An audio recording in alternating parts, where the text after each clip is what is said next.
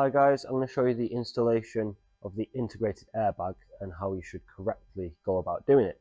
So the integrated airbag runs along the back of the tailgate, and it is along this back section here from end to end.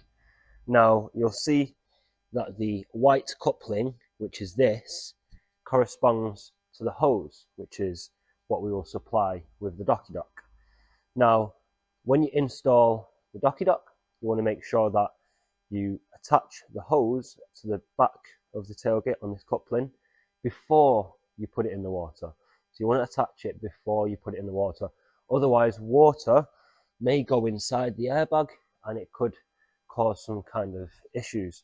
So I'm going to show you here how we recommend doing it. So at this point here, you've assembled everything, and now you're ready to install the hose.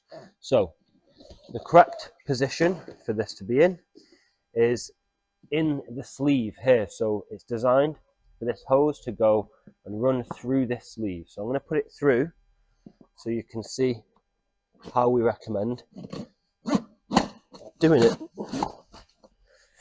You feed it through there,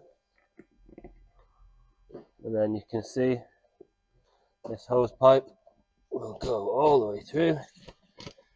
You'll be able to pull it. So once it's through, this can then be pushed on and through into this connector here. And I will mention that once this is pushed and clicked in place, there is no taking it off. It's once it's in, it's in. If you do need to remove the pipe for whatever reason, then you can disconnect it by the Jubilee clip. So this will go in, push, and then you'll hear a click.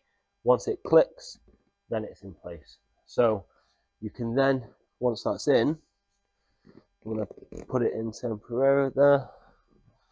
Right, you can then use the pump, and the pump